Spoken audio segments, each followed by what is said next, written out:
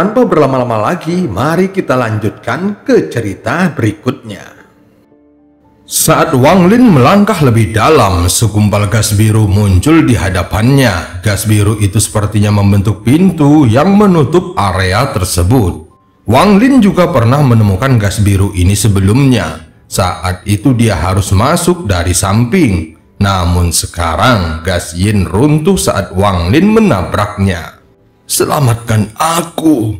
Seruan minta tolong menjadi semakin jelas saat gas biru itu tersapu. Ketika dia berada di dekat dasar lubang, Wang Lin mendobrak energi yin terakhir dan masuk ke dalamnya. Ini adalah gua yang sangat besar. Menurut analisis Wang Lin, ukurannya kira-kira sama dengan dataran di atas. Di tengah gua terdapat awan kabut putih besar yang melepaskan energi yin yang kuat. Saat sosok Wang Lin muncul di udara, matanya berbinar saat dia menatap kabut putih. Kadang-kadang akan ada kilatan cahaya hantu yang datang dari dalam kabut putih saat tanaman ungu bergerak. Semakin banyak tanaman merambat bergerak, maka semakin banyak kabut putih yang muncul. Wang Lin tetap tenang saat dia mendengus dingin. Dia segera menampar tasnya dan mengeluarkan batu giok surgawi. Dia memegangnya di tangan kirinya, sementara tangan kanannya membentuk segel.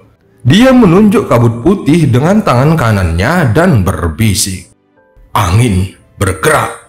Saat ini Wang Lin sedang menggunakan keterampilan angin dasar yang dapat digunakan oleh para kultivator Foundation Establishment.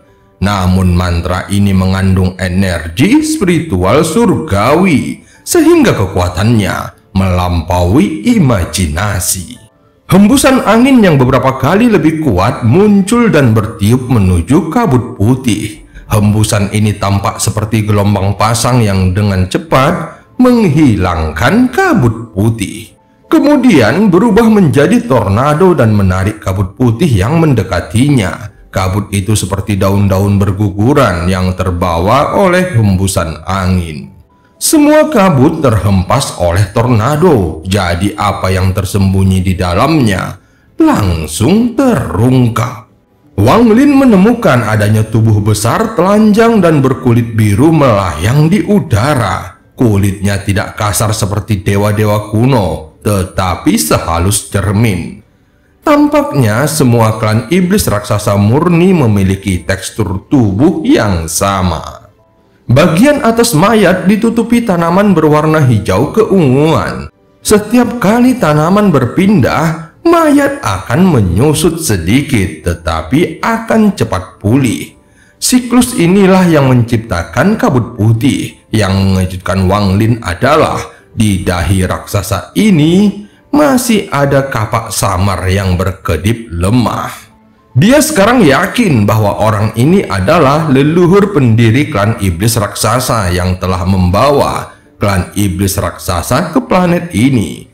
Sosok ini juga adalah orang yang menyerang pasukan klan abadi yang terbuang dengan kapak raksasa dan membunuh 3 dukun berdaun 9. Wang Lin sekarang memiliki pemahaman yang lebih baik tentang bagaimana peringkat kekuatan dari klan abadi yang terbuang. Mengabaikan mereka yang berada di bawah tahap 7 daun, dukun 7 dan 8 mirip dengan kultivator transformasi jiwa, sedangkan dukun 9 daun mirip dengan kultivator ascendant tahap awal. Untuk dapat membunuh 3 kultivator ascendant tahap awal tidaklah mudah, dan jangan lupa bahwa dia menyerbu ke tengah-tengah pasukan musuh untuk melakukannya. Tentu saja keganasan dan kekuatan tempur seperti itu jarang terlihat. "Selamatkan aku!" Panggilan bantuan bahkan lebih jelas terdengar di sini dan terus memasuki telinganya. Wang Lin mengabaikan panggilan itu, sebaliknya dia melihat lebih dekat ke tubuh raksasa itu. Dia bisa merasakan kekuatan hidup yang kuat datang dari tubuhnya, tetapi sepertinya ada formasi misterius yang menghentikan gerakan kekuatan hidupnya. Adapun tumbuhan berwarna hijau keunguan, akarnya seperti jarum tajam yang menembus tubuh raksasa itu. Mereka menyerap energi kehidupannya yang tak terbatas dan mengubahnya menjadi energi yin. Ini bukan pertama kalinya Wang Lin melihat ini, tetapi bahkan sekarang dia masih terkejut. Meskipun tubuh leluhur klan iblis raksasa tidak sekuat dewa kuno, namun beberapa kali lebih kuat dari tubuh dewa kuno bintang 3 miliknya. Itu sebanding dengan tubuh dewa kuno bintang 5 atau 6. Tingkat kultivasi leluhur pendiri klan iblis raksasa ini sungguh mengejutkan. Mata Wang Lin berbinar saat dia memikirkannya. Selamatkan aku. Selamatkan aku. Panggilan minta tolong menjadi lebih sering. Sepertinya leluhur pendiri klan iblis raksasa ini telah memperhatikan kehadirannya. Wang Lin mengabaikan teriakan minta tolong dan malah mendarat di tubuh raksasa itu. Saat dia mendarat, tanaman parasit berwarna hijau keunguan itu mulai mengeluarkan suara mendesis. Tak lama kemudian, tanaman mulai bergerak. Akar mereka yang tajam dan berdarah keluar dari tubuh raksasa itu dan menunjuk ke arah Wang Lin. Saat itu terjadi, tubuh raksasa itu terus bergerak-gerak seolah-olah sedang kesakitan. Wang Lin dengan dingin memandangi tanaman itu, lalu dia melambaikan tangannya dan api menutupi area itu. Nyala api mengandung energi spiritual surgawi sehingga tanaman segera menjauh darinya. Wang Lin tidak ingin merusak tanaman tersebut. Berdasarkan pengalamannya, dia tahu bahwa tanaman ini ada hubungannya dengan pembatasan di dalam tubuh raksasa ini. Jika dia menghancurkan tanamannya, maka dia mungkin akan mengacaukan segelnya dan membebaskan leluhur pendiri klan iblis raksasa ini. Wang Lin tidak ingin duduk bersama raksasa itu dan bertanya, apakah dia bisa meminjam darahnya. Pada saat tanaman itu mundur, Wang Lin menampar tas penyimpanannya dan pedang surgawi muncul. Dia mengayunkan pedangnya ke tubuh raksasa itu. Suara dua potong logam yang saling bergesekan terdengar dan percikan api keluar dari tempat pedang itu mendarat. Namun tekanan yang kuat tiba-tiba berhasil memukul mundur pedangnya. Kekuatan ini mendorong pedang surgawi mundur 3 inci yang menyebabkan Wang Lin berseru kaget ketika dia melihat betapa mudahnya tanaman ini menusuk tubuh raksasa itu. Dia berpikir akan mudah untuk memotongnya dengan pedang surgawi. Mata Wang Lin berbinar saat dia melihat ke sekeliling tanaman di sekitarnya. Dia segera keluar dari sana dengan pedang surgawi di tangannya. Tanaman di sekitarnya mengeluarkan suara mendesis, lalu sambaran petir ungu datang dari dalamnya dan menyerang ke arahnya. Wang Lin segera mengayunkan pedang surgawi yang menyebabkan semua tanaman mundur. Dia mengulurkan tangan dan menangkap salah satu tanaman dan merobeknya menjadi 2. Saat dia memeriksa separuh tanaman, dia melihat cairan hijau yang mengeluarkan bau busuk keluar dari ujungnya. Setelah mengambil seikat tanaman, Wang Lin menekannya ke tubuh raksasa itu. Kemudian dia mendengar suara yang mirip dengan retakan kayu yang terbakar. Gas hitam segera mengepul dari tempat akar tanaman bersentuhan dan kemudian dengan mudah masuk ke tubuh raksasa itu. Tepat pada saat ini, kekuatan dahsyat datang dari tumbuhan. Mereka melepaskan diri dari tangan Wang Lin dan menghilang ke dalam tubuh raksasa. Mata Wang Lin berbinar menyaksikan adegan ini. Dia melihat tanaman di sekitarnya yang tidak berani mendekat dan segera mencibir. Tentakel ini menarik. Dia menyentuh tasnya dan mengeluarkan botol giok. Dia mendapatkan botol giok ini secara tidak sengaja selama perjalanannya ke alam surgawi. Tidak ada yang istimewa dari botol ini. Satu-satunya fitur adalah dapat menampung cairan dalam jumlah besar. Fungsinya lebih mirip dengan tas penyimpanan.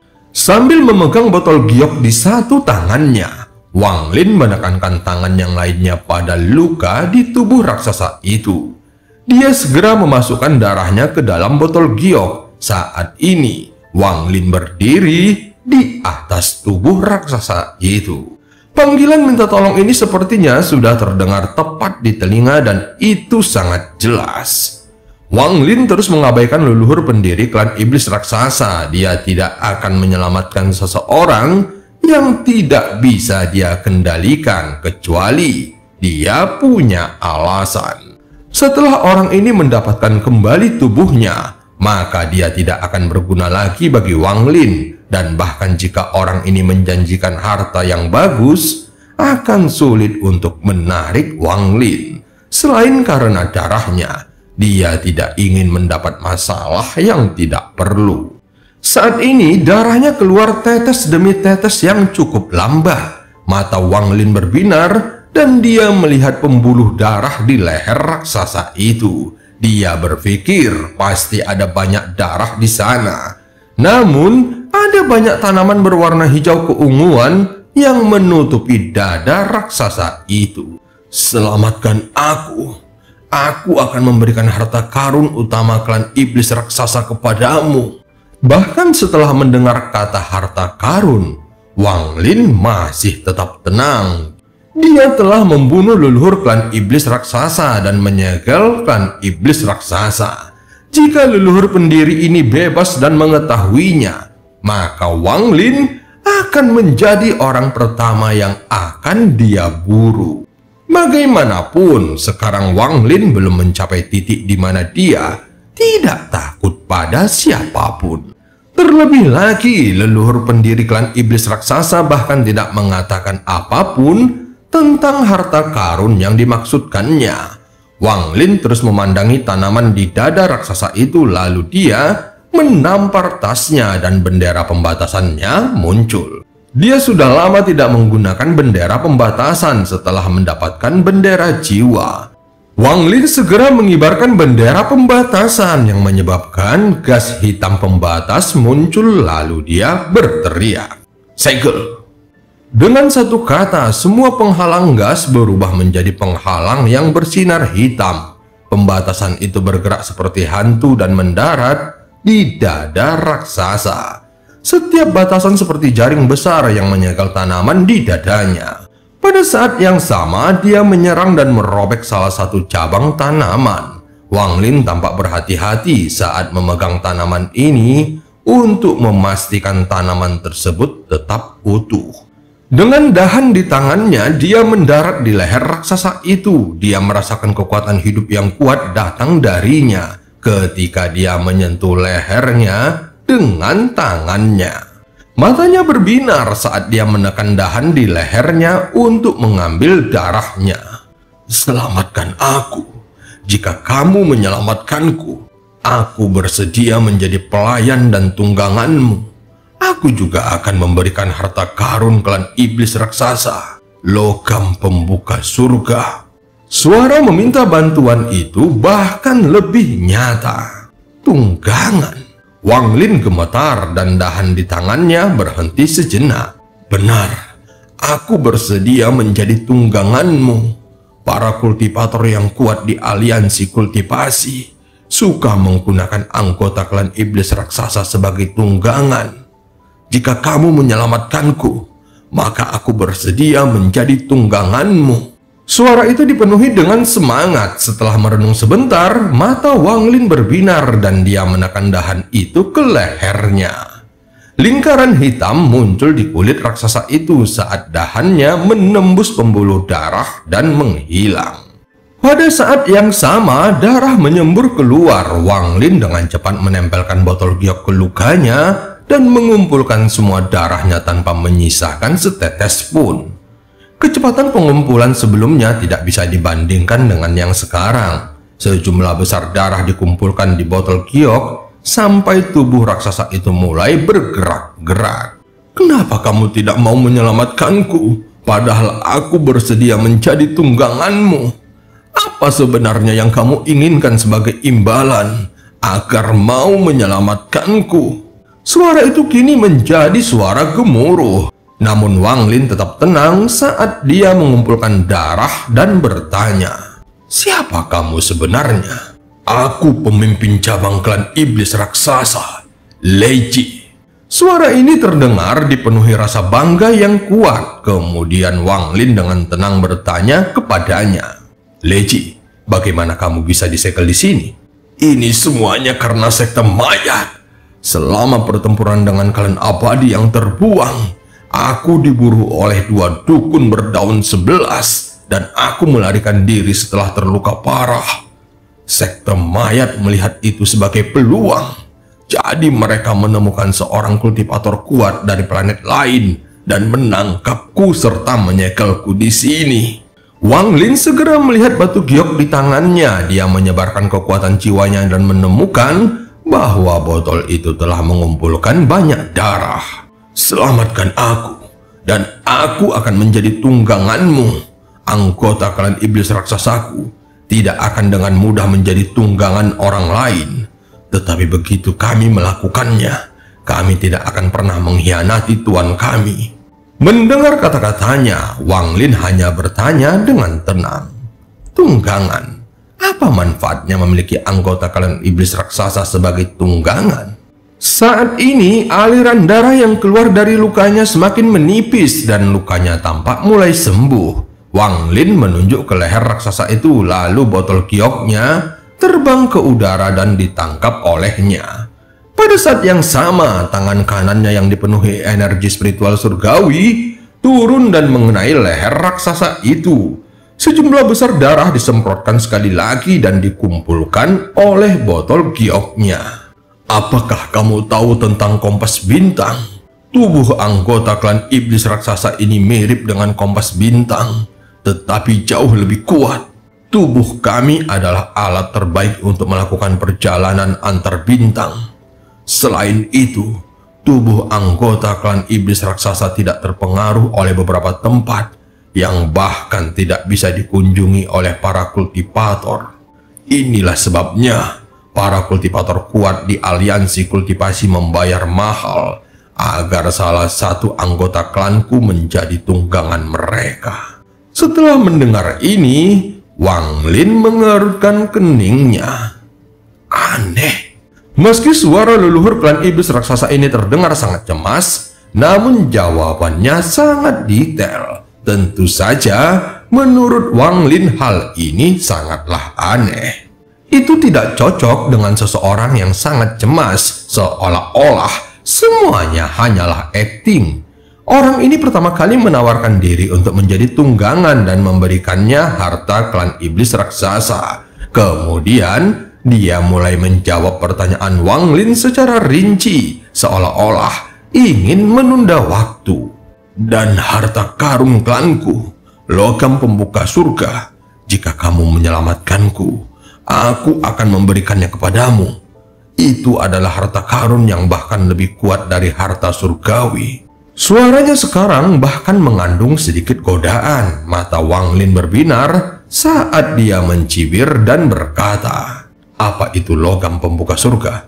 "Itu adalah harta karun yang ditinggalkan oleh leluhur pertama klan iblis raksasaku. Total ada 99 buah.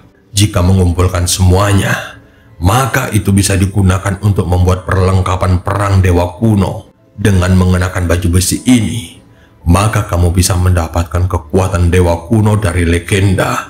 Jika kamu menyelamatkanku, aku akan memberitahu di mana lokasinya." Semakin banyak darahnya yang terkuras, suaranya menjadi semakin lemah, namun jawabannya masihlah sangat detail. Senyuman Wang Lin menjadi lebih dingin. Dia sekarang yakin bahwa leluhur ini sedang mengulur waktu dan sedang merencanakan sesuatu. "Sepertinya semakin lama aku menghabiskan waktu untuk mengambil darahnya, semakin besar manfaatnya bagi raksasa ini." Memikirkan hal ini, Wang Lin dengan tegas mengambil botol giok dan melompat dari tubuhnya. Pada saat yang sama, dia melambaikan tangannya dan pembatasan yang menyegel tanaman kembali ke bendera pembatasan. Tanpa pembatasan yang menyegelnya, tanaman itu mulai bergerak lagi. "Jika kamu menyelamatkanku, aku bisa membuat semua anggota klan iblis raksasa di planet sujaku menganggapmu sebagai tuan mereka." Saat ini Wang Lin mengambang di udara, matanya menjadi dingin saat dia bergumam, Aku tidak akan menyelamatkanmu. Aku tidak tertarik dengan harta apapun yang kamu bicarakan. Dan lebih baik tetap meninggalkanmu di sini, agar aku dapat mengumpulkan darah kapan saja. Itulah pilihan yang terbaik. Setelah mendengar suara Wang Lin, raksasa itu berkata dengan cepat, "Kamu pasti akan memanfaatkan darahku. Aku memiliki esensi sumsum tulang. Energi dari itu bahkan lebih kuat daripada energi dari darahku. Jika kamu mau, aku bisa memberikannya kepadamu. Aku bahkan tidak membutuhkanmu untuk menyelamatkanku. Kirimkan saja kabar tentangku ke klan iblis raksasa atau sujaku saat ini. Bagaimana?" Mata Wang Lin berbinar mendengarnya. Dia tertawa dingin dan tidak ingin membuang waktu bersama orang ini. Dia segera berubah menjadi gas hijau dan menghilang dari tempat ini. Setelah Wang Lin pergi, tubuh raksasa itu bergetar dan mengeluarkan suara gemuruh. Jika orang itu terus menguras darahku, itu pasti akan memancing keluar akar utama di tubuhku. Maka aku akan punya cara agar jiwaku meninggalkan tubuh ini. Raungan leluhur ini dipenuhi rasa frustasi. Matanya yang tertutup tiba-tiba terbuka. Dua cahaya yang bahkan lebih terang dari kilat melintas di matanya. Saat dia meraung, ekspresinya berubah menjadi kesakitan saat kulit yang menutupi tulang punggungnya mulai bergerak. Tak lama kemudian, duri berwarna biru keunguan menyembul dari tulang punggungnya. Deretan duri yang menakutkan yang bersinar ungu muncul di punggungnya. Di bagian atas tulang punggung raksasa muncul tanaman ungu berukuran setengah tubuh raksasa. Pada saat yang sama, cabang-cabang yang tak terhitung jumlahnya perlahan-lahan menutupinya. Itu juga menguras kekuatan hidup dari tubuhnya. Sekte mayat. Jika suatu hari nanti aku Leji bisa membebaskan diri, aku tidak akan pernah melepaskan kalian. Sementara itu, tubuh Wang Lin muncul di dalam sekte mayat. Dia segera menunjuk ke udara untuk mengambil kembali fragmen jiwa yang sengaja ditinggalkannya untuk mengawasi tempat ini. Setelah melakukannya, Wang Lin menghilang dan muncul di dataran di atas sekte mayat. Dia tiba-tiba mengalihkan pandangannya ke utara dan terlihat gelombang raksasa gas biru yang datang dari kejauhan seperti gelombang tsunami. Terlihat seorang anak laki-laki berpakaian merah sedang bergegas ke arahnya. Anak laki-laki ini sangat tampan, wajahnya seputih batu giok, dan dia terlihat sangat manis. Namun matanya mengandung nyala api yang sangat ganas, yang tersembunyi dengan baik. Saat gas biru berlalu, seluruh rumput dan awan berubah menjadi biru yang menciptakan cahaya biru terang. Hahaha, Wang Lin, apa pendapatmu tentang tubuh baru orang tua ini? Setelah puluhan ribu tahun, akhirnya aku punya tubuh lagi. Setelah mendapatkan tubuh, aku harus bersenang-senang. Rumor mengatakan bahwa semua kultivator wanita di planet Feng Luan itu sangat cantik. Orang tua ini selalu ingin pergi ke sana. Begitu kita meninggalkan tempat ini, aku harus bersenang-senang. Wang Lin, apakah kamu ingin pergi? Wang Lin mengerutkan keningnya. Dia memandang si Tunan yang telah berubah menjadi anak laki-laki di hadapannya dan dengan tenang berkata, "Jangan pergi." Setelah dia merasuki tubuh anak laki-laki ini, si Tunan mempersingkat waktu penyesuaiannya dengan memurnikan leluhur keempat. Meskipun dia belum pulih sepenuhnya, namun tingkat kekuatannya sudah berada pada tahap ascendant. Si Tunan segera memutar matanya dan berkata, "Kamu terlalu membosankan. Yang kamu lakukan hanyalah memajangnya saja. Kentut apa yang bisa diolah dengan itu? Kamu tahu apa yang membuat orang tua ini merasa nyaman? Biar ku beritahu kepadamu. Orang tua ini selalu memiliki semua keindahan di dunia, mencuri semua harta di dunia, dan menyingkirkan siapapun yang tidak kusukai. Inilah alasanku ingin kembali ke planet 4 orang suci. Ketika aku mencapai tahap foundation establishment, aku memutuskan untuk menghentikan berkultivasi dan diam-diam melarikan diri ke negara kecil yang hampir tidak ada kultivator. Akhirnya aku menjadi raja di sana, berpesta setiap malam dan meminta wanita melayaniku setiap malam. Itulah kehidupan. Siapapun yang tidak kusuka akan kubunuh hanya dengan satu mantra. Aku tinggal di sana selama 10 tahun. Si Tunan mulai mengingat masa lalunya. Dia jelas merindukan hari-hari itu. Sementara itu, Wang Lin terus terbang ke depan dan dengan tenang bertanya, "Jika senyaman itu, mengapa kamu tidak menikmati sisa hidupmu di sana?" Mendengar ini, kemarahan muncul di wajah si Tunan saat dia menjawabnya. "Kamu pikir aku tidak mau? Jika bukan karena kultivator formasi inti kejam yang datang mencari masalah, aku akan menikmati sisa hidupku di sana. Kultivator formasi inti itu mengejarku dan aku melewati banyak kesulitan hingga akhirnya bisa melarikan diri. Setelah kejadian itu, aku melanjutkan hidupku. Aku bertahan selama beberapa dekade dan mencapai tahap formasi inti. Kemudian aku memperkuat diri lagi untuk mencapai tahap akhir formasi inti." Wang Lin tertawa mendengarnya. Dia segera memandang si Tunan dan bertanya, "Lalu kamu pergi untuk membalas dendam?" "Balas dendam apa? Kultivator formasi inti itu telah lama dibunuh oleh orang lain. Setelah aku keluar dari kultivasi pintu tertutup, aku pergi ke negara kultivasi peringkat 2 dan melanjutkan setiap malamku berpesta dan bersenang-senang. Para kultivator perempuan Foundation Establishment menemani orang tua ini sepanjang hari. Bahkan tidak perlu membicarakan betapa indahnya hari-hari itu. Aku juga memiliki istana di dunia panah. Aku adalah eksistensi yang setara dengan raja. Raja kecil itu baik kepadaku. Dia selalu memberiku barang bagus untuk digunakan. Bahkan saat memikirkannya sekarang, aku menjadi sangat merindukannya." Wang Lin langsung mengusap dagunya dan tertawa mendengar ceritanya.